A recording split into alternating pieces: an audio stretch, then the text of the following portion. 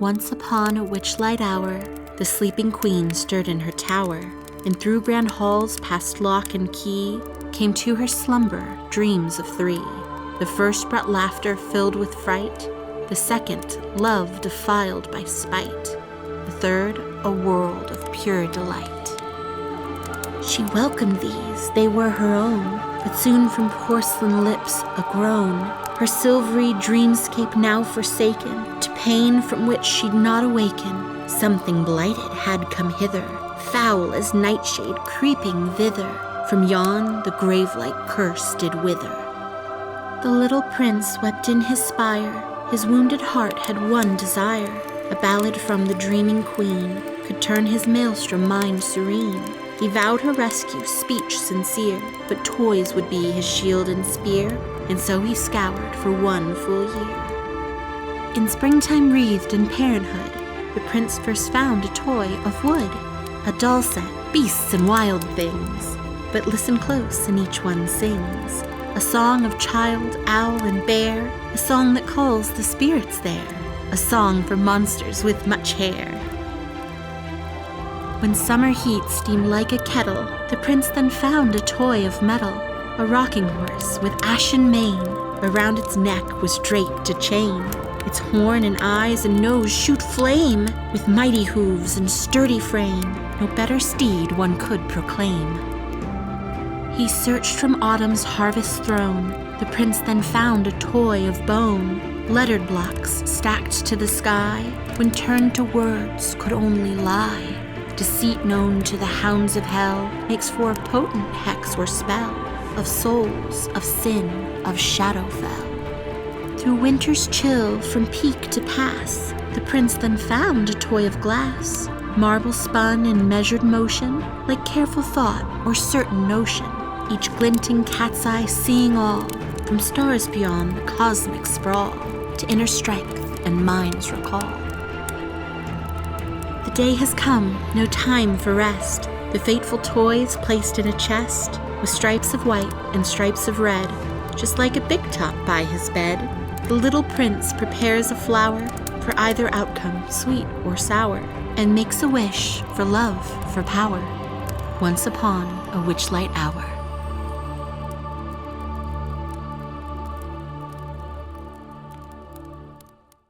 And it was with that you started to make your way through the carnival, heading towards Pixie Kingdom, a place that you had not been yet, when you were approached. And to your surprise, you did not have to hunt for Kettle Steam, because instead, Kettle Steam found you. She motioned you to an area behind some of the carnival games. And it is here that she revealed herself to be the Kenku you were looking for. And in the voice of the Candlefoot the Mime, she began to speak to you.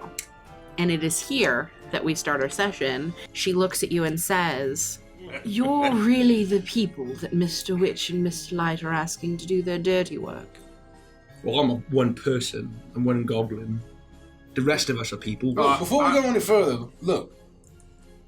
They're looking for you, but I think we may be allied. First of all, I love unicorns. I forgot to mention that. Also, can you tell us what your role is in all of this? What are you looking for? Because I think our goals are aligned. You see as she looks around and she stops, and you notice that her body is completely still, but even her movements are still bird-like.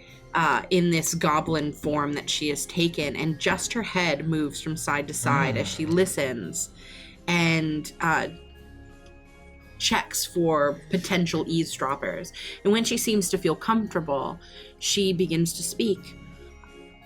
"I'm looking for my patron, Zybilna. I've not been in contact with her for a while, to a point that is disconcerting. The last that I heard were whispers of the Witchlight Carnival. I believe that whatever happened to her started here." We're here in this carnival because someone else, another follower? What's the right term for someone who is the same relation? Oh, minion. Minion? Minion. Minion of this Abilna. What had the same suspicions? How did you come to this understanding? The gentleman's name was Madrick, I believe. Mr. Rosloff. She immediately recoils and spits on the ground. Oh. Not An idiot, an imbecile. Well, I mean, you're right about that, but why do you say that? Yeah. Because he is an idiot and an imbecile. Oh, that checks. Yeah, Could an idiot and an imbecile make a very nice slice of pumpkin pie? Yes, pumpkin pie is not a difficult recipe. Well, lots of ways to fuck it up. We happen to have the same goal, but nothing's stopping us from turning you in, and we'll get a favor from a very rich and powerful person. So, what can you offer us? I'm sure you'll get a favor, but it won't be the one that you want. You think that they're going to keep their word to a T? They're tricksy, just like the Fae. They have loopholes. They'll do whatever they need to not give you the answers that you need. And I know this, because I know things you do not. What I'm trying to communicate is that there's no skin off my back to turn you in, one way or another. Either way, I'm still crossing my fingers and hoping they help. Sure. And you'll miss out on valuable information then. And that's what I'm saying. Can we perhaps make a deal? Sure, if you stop threatening me immediately. I just want to make our terms clear, and that haste is of the essence. Then don't threaten me when I've come to you willingly. All right, what can we do for you?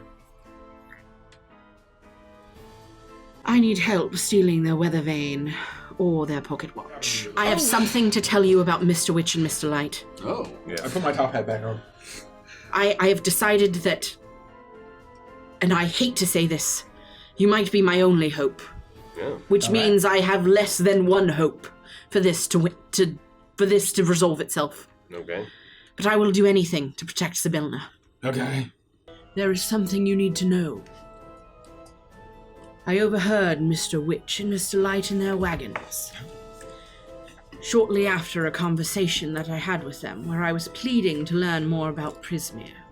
They claim they know nothing, but what I heard proves otherwise. Would you like to know what I heard, or wouldn't you? I would love to.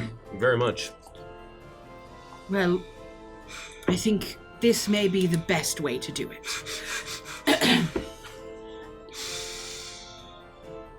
Someone's gonna find out about this. They're gonna shut us down. You hear in Mr. Light's voice. Oh, duh. And then you immediately hear, we agreed to this pact. Our hands were forced, but our eyes were open. We let the Hourglass Coven take what it wants, and in return we stay in business. That is what you want, right? It was around this time that Burley made his way towards my location, and I had to away. Their conversation continued. This Hourglass Coven, I've been doing what I can around the carnival to find out more, but no one will say anything. It is clear that they are working with them, in some capacity. Now, what I know about Sibilna is she would have no workings with a coven.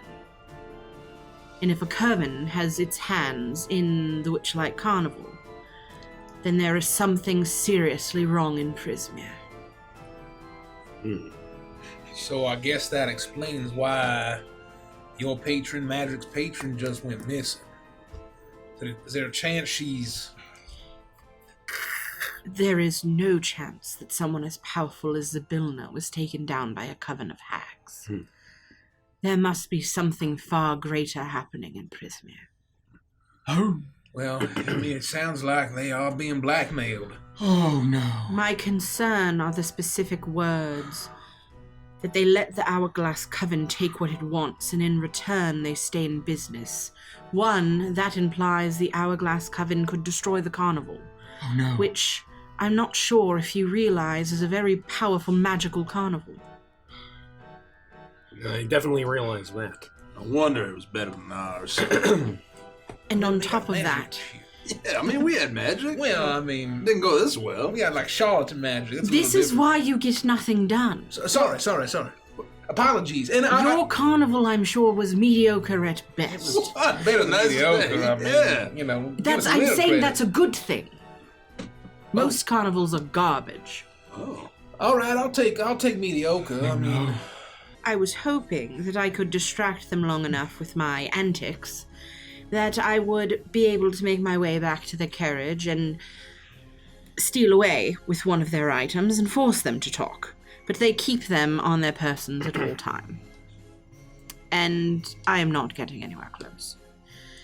But you have somehow gotten into their good graces. that's right. Somehow. And yes. as much as I dislike trusting you, and I am weary of your ability to accomplish anything, really, I don't feel I have a choice. I must find out what's happened to Sibylla.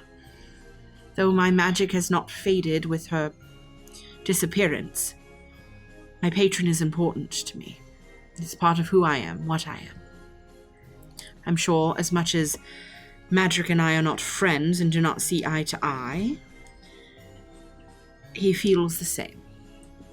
He does. He cares very deeply for Sibylla, and basically he's given us his entire, vast wealth just for doing this. Oh, and rich treasures. Yeah, we're talking everything. Gold, magic items, maybe land, Golden- Oh, pumpkin pie, yeah, Golden rings with diamonds in them. well, Giant pumpkin. he is very, very well connected, so I'm sure the gold is the least of it. If you're lucky, he'll provide you with documents that give you far more than a silly piece of gold ever could. No. Somewhere in this carnival is the entrance to Prismier. The entrance is in the carnival. It is in the carnival. In the carnival. Where it's at, I do not know. How to get to it or access it, I am unsure. So I have one question that has been a curiosity for me, a mystery of sorts. What were you doing at the Dragonfly rides? How were you attempting to achieve your goals? Because there was quite a bit of danger in what you were attempting to do, I think. Oh yes, I was sowing chaos. I was trying to plummet the mood of the carnival. The Witchlight weather vane that Mr. Light utilizes, he can use to raise the mood if he needs to, which could provide me an opportunity to sneak in and steal it. Anytime they need to use one of their items, they have to remove it from their person, which makes it more likely to steal. That's very So, clever. I have been attempting to sow chaos, destroy the mood, and you are, in your antics, increasing it and making it significantly more difficult. Well, we are pretty hilarious. Yeah, we're having a lot of fun. I do not think my plan is going to work. So that leads me to believe the only opportunity is to steal one of the items during the crowning of the Witchlight Monarch. The weather vane itself is what is used to declare who the Witchlight Monarch is. The weather vane chooses. Whoever has brought the most joy to the carnival will be the winner. All eyes will be on the weather vane, while Mr. Witch lurks in the shadows, his pocket watch not in use, tucked into his pocket, attached to him via a chain. If we can find a way to remove the pocket watch without his notice and sever the chain, he will be so focused on Mr. Light, who he adores above all others, we may have a chance. And with it in our possession, though we cannot claim it and attune to it, he will do anything to get it back. I don't suppose we couldn't just say, Mr. Witch, what time is it? And then just yank it out of his hand? He may look like a silly carnival owner and nothing more. But his history, both that of him and Mr. Light, is far darker than you would think. That being said, I have a few ideas. I think if we can find a way to sneak up behind him, I think we can get that pocket watch. Well, Grimmy, weren't you a petty thief pickpocket for much of your life? I wouldn't call myself a petty thief. The point is that I'm very good at doing that, yeah. And if I can get it in my hand I can make it go away for a period of time, and we can be like, hey, look, go ahead and search us. We don't have it. I may be able to assist with my mental 5-finger discount, let's call it. Oh, exactly. So if you can just sort of be like, I think that why we should... would you not want him to know you have it? Well, not while we're stealing it from him. Well, there is security here. We wouldn't want them to know. There's a time and a place for everything. If you have one of those items in your possession, they will do nothing to harm you. Yeah. oh, so couldn't we just like, if we get within 5 feet, just get on him and he'll just grab it and... Breaking chains is what I do best. What part of they are far more powerful than you think they are do not understand? Well, you it's will general not be business. able to take it by force. Well, that's what I mean is that I'm saying I feel like we got to do the stealthy, like get it and then somehow get a meeting with them and... Yes, the moment it's in your hand, you can quite literally say, look what I have. Oh. You will talk to me or you'll never see this again.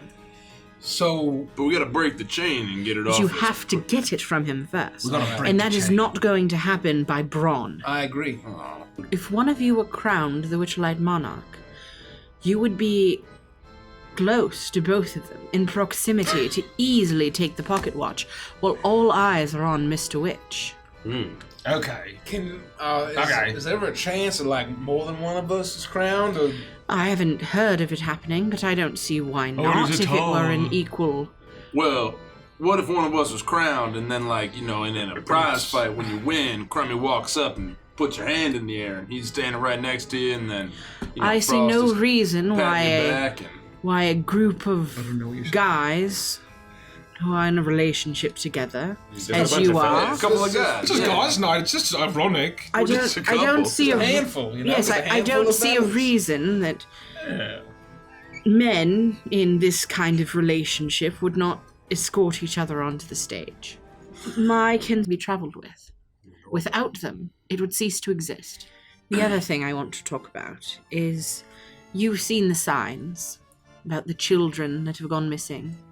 Oh, Burley lost his brother Hurley.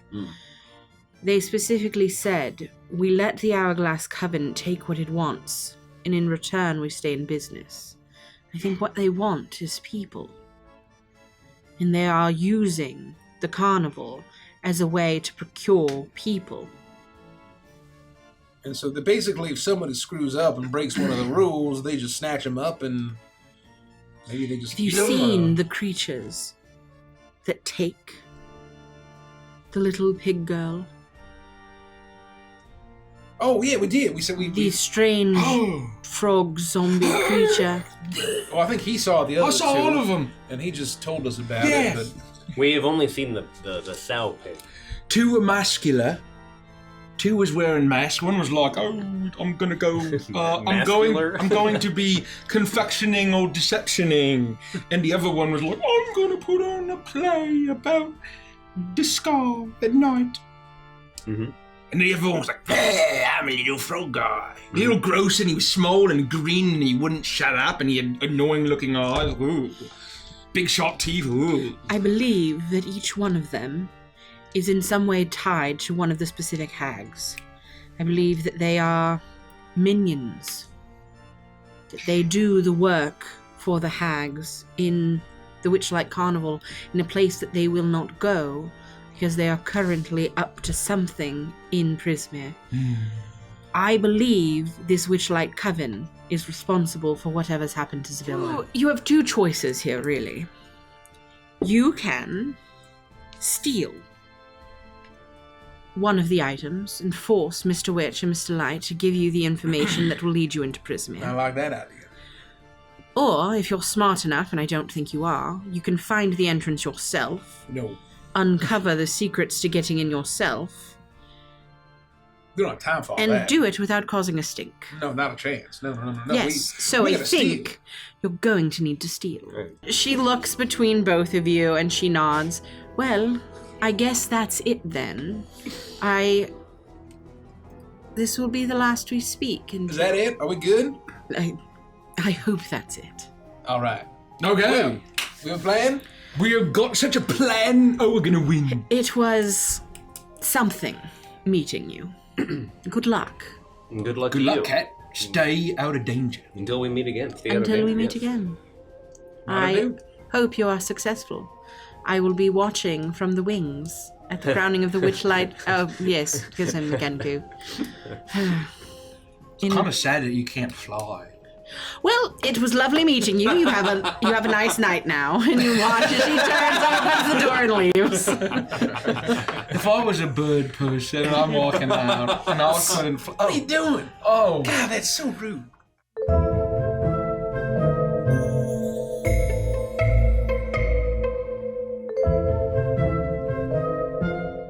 Welcome to the Big Top Extravaganza and the crowning of the Witchlight Monarch. And the entire crowd laughs and cheers. Oh. Yes, that's right. We have 4 monarchs this year, and it is for a special reason. For anyone who's been here today, you know that it is the last night of the Witchlight Carnival, at least for now. Though we will return, tonight has been quite special.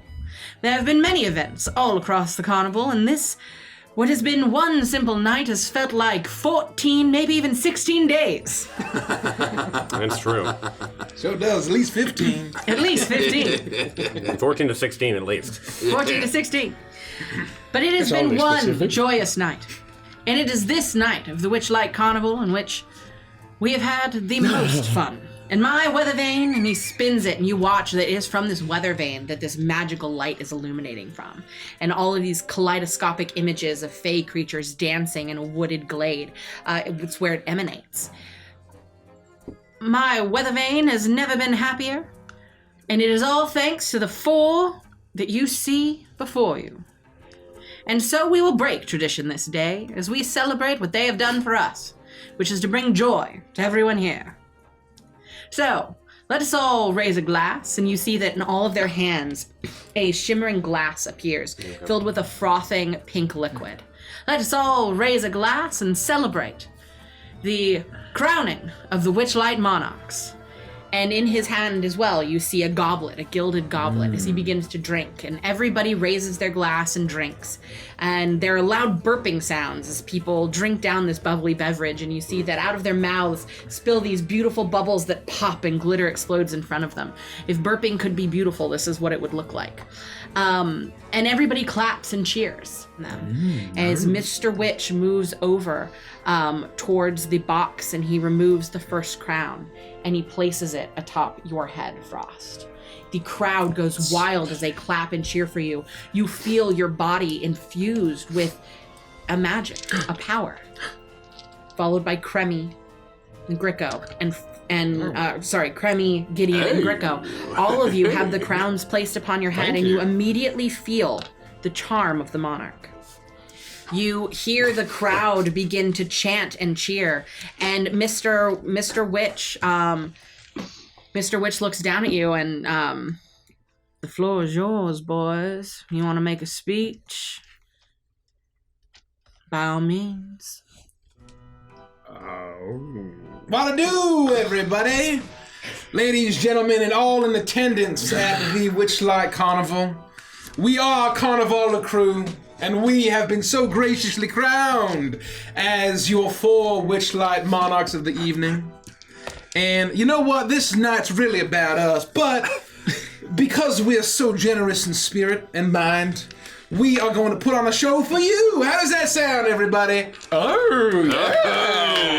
I would say the crowd goes wild at that. Your eyes dart to Mr. Witch, or to Mr. Light, and you can see that he makes contact with Mr. Witch, almost looking for approval. Mr. Witch nods his head and begins to step backwards away from you, giving you the floor. How close is he to us? He's immediately standing right behind you. And that's where he's been for like the past. And first, 4 instead of my minutes. top hat, I'll take off my crown. And first is the wonderful, mystical, spiritual Greco Grim. Welcome to the stage. Oh, yes. And I'm gonna just sort of like walk back and kind of like just sort of stand next to Mr. Witch, as if I'm just like kind of observing the show along with him. He'll look over at you. He tips his hat to you. And he's kind of leaning backwards, almost as if he's leaning up against a wall, but there's no wall behind him. He's just a few steps behind the chairs now. And I'm not too close to him. I'm a few feet away. But Yeah. like, you know. I'm gonna step up. I'm gonna look at like Cremmy, and I'm like, no. Oh, yes. I'm sure you have traveled all across Aventris, being such a well-dressed and cultured crowd. Who wouldn't travel internationally, right? Come on, yes. Well, Who's from Canada? Oh, me! oh, I've never been, but I hear that's quite a nice district in Gotica. And so, I will... I'm from Bog Possum! Well, Bog Possum. Well, allow me. I've been to Whipplewallow Swamp, and there's a beautiful monstrosity, a creature, a bird that is the wallowing whippoorwill, for which the swamp is named. And they love to eat butterflies, particularly monarch butterflies. I see nothing wrong by showing you this creature. Now behold, the wallowing whippoorwill! And I will summon Beast again as a flying, strange, gigantic-eyed bird with an incredibly supernaturally large mouth. It looks very eerie, and it has like very soulless dead eyes. Will fly out and will How scary is this? It's pretty spooky. It looks like it eats souls, but it just eats monarch butterflies. If you've read the Dunwich Horror by H.P. Lovecraft. The crowd screams. You see people jumping out of their seats and rushing towards the back. A bunch of venue pixies have to kind of get people under control and get them back into their seats. You hear children crying. Mr. Witch and Mr. Light look a little nervous, but they don't stop you. Wilbur! Is it like kind of menacing? So it looks menacing, and then it swoops back, and its eyes will lock on the many, many monarch butterflies on Mr. Light's crown. And No, it's not their crown, it's your crown. Yeah, our crowns have the...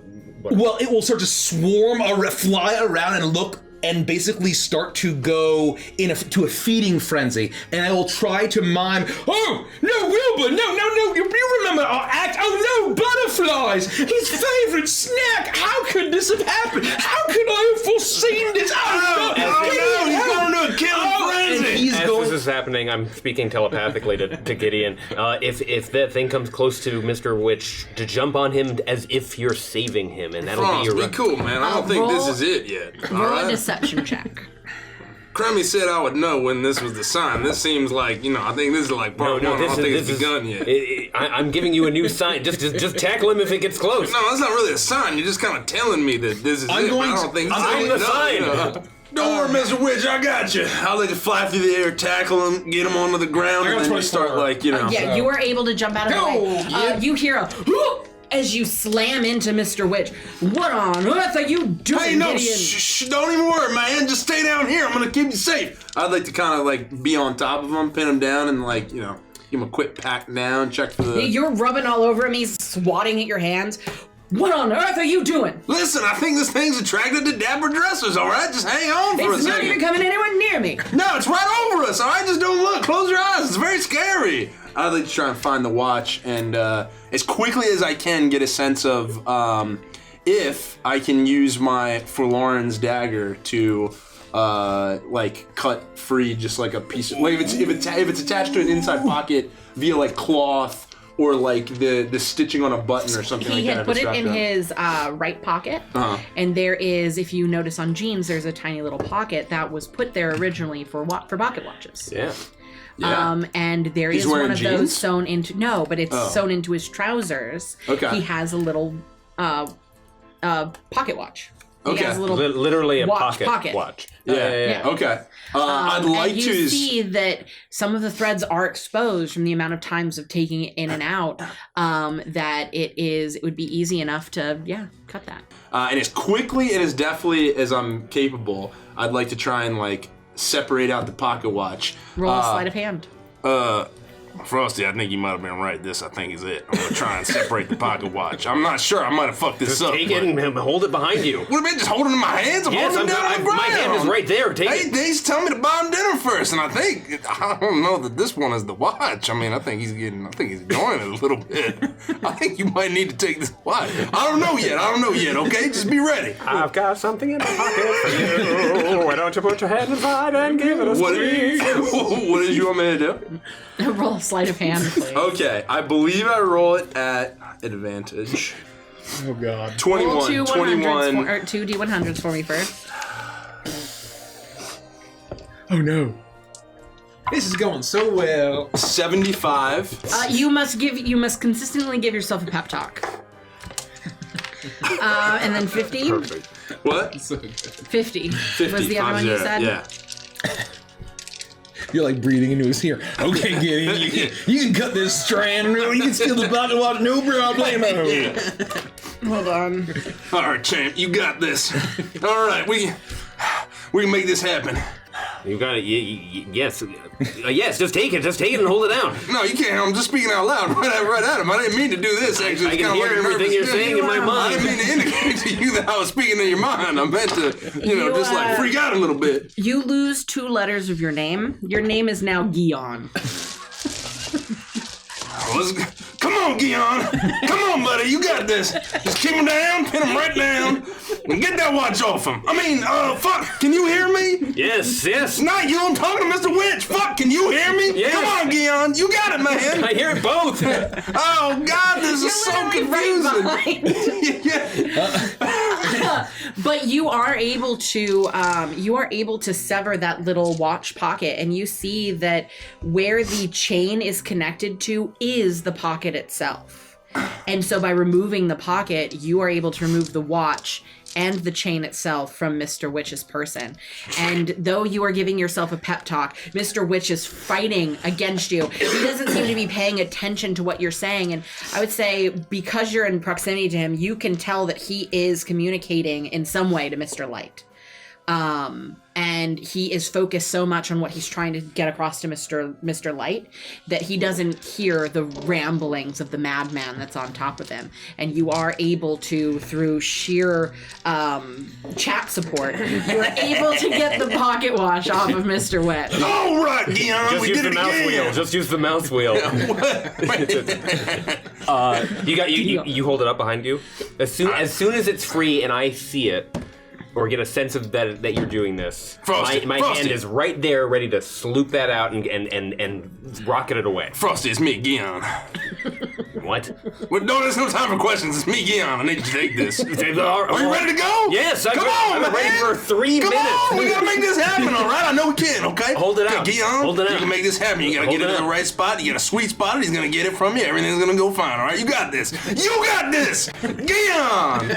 And then I hold it out. As soon as he does, I'll just use my mage hand action to manipulate an object, pick it up, and I'm going to keep it as low and close to the bodies as possible. Do I see it? And hover it and just get it like right up your leg. The watch will lift out of Gideon's hand. It's not invisible. It's being held by an invisible force I'm using with my telekinetic mind, and kind of like the tiny UFO robots from the really classic film Batteries Not Included, they'll zip down. Wow. And Core memory unlocked.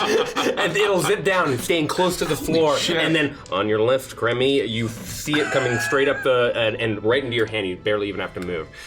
High five. Done. Mr. Light, you see that he was staring at, his eyes were moving between Gideon and Gricko and the two of you. And as you pull the watch away, the lights catch on it. And you see as his head turns and he immediately draws his attention to the watch. And his eyes follow it as it goes into Kremi's hand. And you see him for just a second spin his weather vane around, and his face gets very somber, and he begins to clap. That was a brilliant show, wasn't it? Everybody celebrate the show! I'll And the run after crowd Gricko. starts to clap and be all right. cheer. And Gricko, you see as his eyes linger on you, and you hear in your head, It's time to stop the show, Greco. Do I have time to do anything? You have time to hold on to the pocket watch. I will basically. I'm And gonna a reaction. I'm gonna take a couple steps. Okay, so I'm in action. Well, I mean, if he's doing that, can you like? Is there something you can do where you like, sloop it away? Send it into the 5th dimension. DM says he doesn't have an action. Yeah, I don't have action. What would you like to do? I would like to go invisible. You can do that. I'll basically kind of as soon as I get it and I grab it, I'm gonna take 2 steps back, kind of like and just sort of fade into the shadows and then just disappear. And you see as Crummy disappears, but something Crummy was holding does not. As where Crummy stands, you firmly see a pocket watch and a chain. Is Fuck. And I will say you would hear in your head, I've got true sight, friend. I know you've got my watch. Is that Mr. Witch? Yeah. Oh, shit. Do I would say it is very clear to you they are quickly trying to wrap up the carnival. Neither one of them is making any motion to attack you or do anything. They're trying to move things along. It's very clear that upon seeing that Mr. Witch no longer had the pocket watch, he is keeping his composure very precariously and is trying to get things under control as quickly as possible. He looks like a man who is watching everything completely fall apart but is still trying to gain some semblance of control over the situation. Mr. Light continues to speak. I unfortunately have one change to the schedule tonight, and that is that there will be no final parade. Instead, we will have Palasha the Mermaid performing a lovely serenade out on the parapet of something. There's gonna be a parapet. There's gonna be a parapet out there. There's a parapet out there, and you can see he kind of is communicating. And she will be singing you out into the night. So from me, Mr. Witch, and our 4 monarchs, we thank you for joining us at the Witchlight Carnival this year, and we hope to see you in the future. May you have luck and always be happy. The music swells, and you begin to hear the sounds of Palasha the Mermaid singing somewhere out into the night as people begin to get up and they begin to talk, and the joy begins to return to them as they all begin to file out of the big top and make their way out of the carnival proper. As all of you remain on the stage, Mr. Witch and Mr. Light make no motion to do anything additionally. I know. Mr. Light still hangs suspended in the air. Mr. Witch is still on the ground beneath Gideon, but he is no longer struggling. And there is a relative silence on the stage until the very last person leaves and the lights go dim and you feel Mr. Light push against you. Oh. I mean, yeah. Get off. The thing's gone. Yeah, sorry. Hey, are you okay? He's not saying anything. He looks furious. His face is bright red. And he is, he looks like he has a lot of words that he wants to say, but he is holding them back as he's trying to gain his composure. And you hear the soft footsteps behind you as Mr. Light walks up onto the stage. Well, you got what you want. I will walk up and I'll drop invisibility and I'll sort of spin the pocket watch around on the chain a little bit and I'll grab it. Well, friends, What are we gonna have to do to get that watch back from you? You know you can't walk out of here with it. We can't let you. I know you can. And I'm hoping that you'll be amenable to cutting a deal. I don't want this, and I know you do. But you have something that we want. What is it that you want, Cremula Crew? We know what you have going on here. We know everything. You think you know everything. Well, we certainly don't know everything. We know a lot. And we know that somewhere in this carnival is a crossing to Prismier. and you're going to tell us where it is. You're going to get us into Prismier, and then you're going to have your pocket watch back. Oh, and you're going to free his owlbear. Yeah, maybe bargain for Hootsy a little Wait, bit. I don't have an owlbear. You don't need to get... Just shut up. We're gonna do what? The Witchlight hands are not. We believe that some member of the carnival has taken our friend's pet, Hootsy, and stolen his memory of the. Who? Look, we know about the missing children. We know about the missing carnival Witchlight hands. We know about the missing owlbear. And we know that you're in league with the hags that are taking them. We'd also like to know about Jabuna. We'd If like to I know knew you what had can. happened to Sibilna, I would do what I can to help her. The information I can give you is, without her, the carnival is suffering. She was our patron. She was your patron. I thought you took her carnival from her. Didn't you run some other carnival and take over her carnival? The that Sibilna's wrong? carnival? Yeah. I don't know what you're talking about, son. Oh, shit. You have to understand, Mr. Light. Our very lives are at risk. That's why we came to this carnival. We had to break one of your rules of etiquette in order to get the watch, because it sounds like we could have probably just asked and talked to you, and that perhaps we could be great allies, but we couldn't take that risk. We must get into Prismier, and stealing the pocket watch seemed to be the only solution. I'm deeply sorry. Disappointed in you, Frost. You could have just asked. Wait a minute. You could have had another cupcake. You could have just asked. I thought that we had built something special here, you and me. Well, And when I say patron, I mean like a patron, like Patreon, a patron of the carnival, That's not what like a I'll get warlock patron. Yeah. That's what I'll get for it. Because I thought that there might be some like a confusion. funder. Yes. Additionally, we weren't sure how caught up you are in the mystery of the missing children and some of the other strange things that seem to be happening to the employees of this carnival. They're letting it happen. Yeah. They're turning a blind eye because they're being extorted by gross hags like Scabberfy. Yeah, the Witchlight Coven. We couldn't make any assumptions, and for that I apologize. You see that at the names, you can see disgust across his face. But just like you noticed prior, he seems to not have the ability to speak about this. Anytime he attempts to, he is it's almost as if he is magically inclined to just be quiet. And anything pertaining to the hags, he does not speak on. Well, if I have your promise that if I take you to the entrance to Prismier, you will relinquish the pocket watch, then you have a deal. But that's all I can do for you. All I can do is get you to Prismier. Anything that happens beyond, that's going to be up to you. Take us to the portal, and we'll exchange the watch. Lead the way. All right, yeah, let's get the prisoner. Mr. Light walks over to Mr. Witch and gives him his hand, and he helps his friend to his feet, and they begin to walk forward in silence.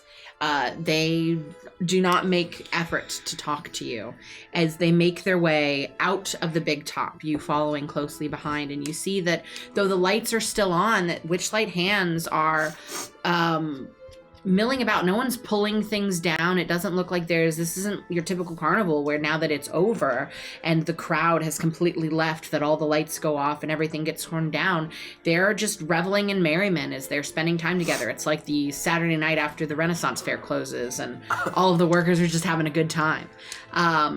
None of them seem to bother you. They don't look towards you. It's almost as if they were alerted that you would be in the care of Mr. Witch and Mr. Light and to not get involved. But they continue their merriment as you make your way through the thoroughfare of the carnival. And it feels strange and different, not being packed with happy people, the sounds of laughter. And you notice now no longer the sounds of the calliope. It is just the sounds of the evening. As you make your way through, and you eventually make your way towards the Hall of Illusion, and you make your way inside. As Witch and Light move through the Hall of Illusions, the reflections in the mirrors show them as gloomy Shatterkai children, with your own youthful reflections following behind. Soon, they call you to a halt. The mirrors now reflect everyone's true age. Mr. Witch addresses you in a hushed tone. Everything you seek and more lies beyond this mirror. If you mean to step through, then stand in front of the glass and repeat this rhyme. Hither, thither, here and there, wander yonder, show me where. And both Mr. Witch and Mr. Light move to the side. As you are standing in front of the mirror that you remember from being in here, the one that was firmly affixed to the wall. The one where you remember seeing the halfling man disappear into after he had been turned down by his, or after he had been laughed at by his fiancée. And it looks like a normal mirror. They both step to the side, cross their arms. I would like to say it was nice meeting you, but... Sorry, that's not Mr. Witch's voice, but he's frustrated. And he says that. Mr. Light says, I did, however, enjoy meeting you. You especially, Frost. And if you do what you say you're going to do, I hope there are many more cupcakes in our future. And he smiles at you a warm smile. It was a pleasure, Mr. Light. Oh, let's go in for a hug. There's no need to shake. He opens his arms. Thank you. He embraces you and he rubs your back a little bit. The hug feels like it lasts a little longer than you'd normally expect. But he pulls away and smiles down at you. I was going to say that I still have my ticket left, and it still has a few spaces left. For this final ride, would you punch my card one last time? He smiles, and you see a twinkle in his eye. I would be happy to, Frost. And he takes the card from you, and he punches the last 2 holes, and he hands it back to you. All right. I'd like to be last, if you don't mind. Oh, yeah, man, I'll go second.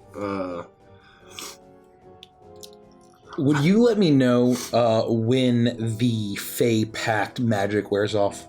Fey Pact magic? For me, Hootsie and the flower crown and the unicorns. Yep, you will know. One last unicorn ride. I guess I'll go first. How does that sound? No one stop me. I would propose that, Crummy, you go last and just make your hand the last thing that travels through the portal. And you'll drop the watch here, and we'll all be there when you get across the other side. All right. Yeah. Well, I don't know. Maybe you should go first. I would like to go first, yes. Yeah. That seems like the right I'll be decision. there when you get onto the other side, Greco. I'll feel better if you go first, Frosty. I'm a little nervous. I don't know why. And do I just walk through? You stand in front of it, you say the rhyme, Yeah. and you are able to walk through. I repeat the rhyme and I pull my repeat hood it. up. Frost knows it. Does he? Yeah. You gotta say it, Frost. You gotta say it. Hither, thither, here and there, wander yonder, you know where. Did I write that down? Jesus, I'm a Sure. terrible intelligent player. Hither, thither, yonder, yare. Here and there. Here and there. Here and there. Wander yonder, show me where. Wander. Wander yonder. Wander yonder. Hither, thither, and yon. I'll go first. Fuck. Okay. If you want me to read it, I'll have to write it down. I just want the first person to go through to read it. Oh. Hither, thither, here and there, wander yonder, show me where. Mist begins to swirl in the mirror as your reflection is blotted out, and you see in front of you what looks like just a thick blanket of fog. And as you put your hand up to the mirror, what once had been a solid glass surface is now no longer solid. Your hand can pass through it. You feel a warm air, a moist air on the other side. All right, boys. See you on the other side. I'll make sure nothing dangerous is out there. Well, I don't know. Or I'll be dead when you come over. And be quick about it, you know. Hey, Mr. Witch, sorry for tackling you, man. He reaches out his hand to shake yours. Oh. And he shakes your hand. Good luck. Yeah, thanks. Be safe, kid.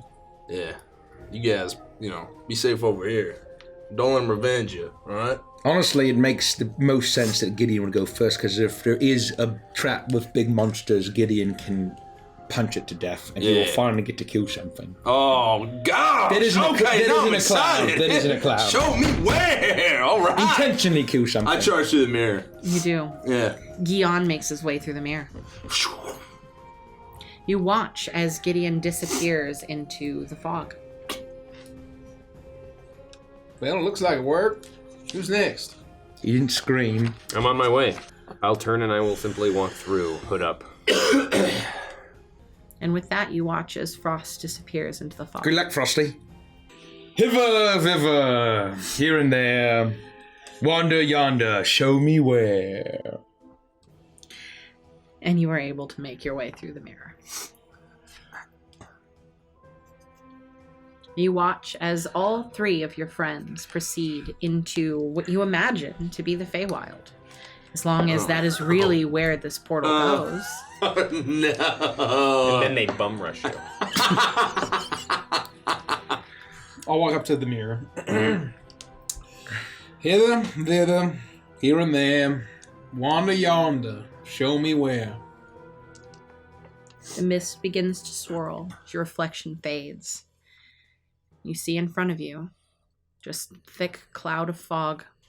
I will turn around and I'll say, gentlemen, it's been a pleasure. I have been Creme Crew. We have been Carnival Crew. I love unicorns. And y'all owe me one, and I'm gonna put the pocket watch in Mr. Witch's hands and sort of shake it, and I'll back up through the mirror. And he holds onto your hand for just a moment longer. And he says, mind the rule of 3. Future, present, past. And then Mr. Light reaches out and grabs your hand. And he says, find the alicorn and free the dormant queen at last. And then they both let you go as you fall through the mirror. What does it mean? An alicorn? Why one of my teeth missing? As I fall through the mirror. You all experienced this as you fell through. You step into the mist, or into the fog, and it is thick and it is warm. And the smell of dying earth hits your nostrils. This is not what you expected stepping into the Feywild. You expected the magic that you had seen inside of the Witchlight Carnival, but this is different than anything that you had ever seen before. As the fog begins to clear, you find that you are in a place that you hadn't expected. You stand staring out at a massive swampland. Gideon, you land first, followed by Frost, who comes just seconds after you, as if no time's passed at all. Immediately, Gricko, you land huffing and puffing on the ground. It is this mossy, wet stone beneath your feet. And as you begin to breathe in this air, a sorrow overtakes you. The memory of Hootsie fills your mind. That moment she was taken from you. You know that she is gone. You know who she is and how important to you she was. No. And you know that she was at the carnival you just left, without her. You're gonna be all right. Hootsie. You're gonna be all right, Greco. Oh yeah, that's gone. We had a guy's night, I didn't even know Hootsie was gone. We're gonna get her back. You understand? Scabafa. Yes. Listen, we know one thing now. Everything that gets taken goes to Prismier. That's where we are. Hootsy's got to be here, man. We'll track her down.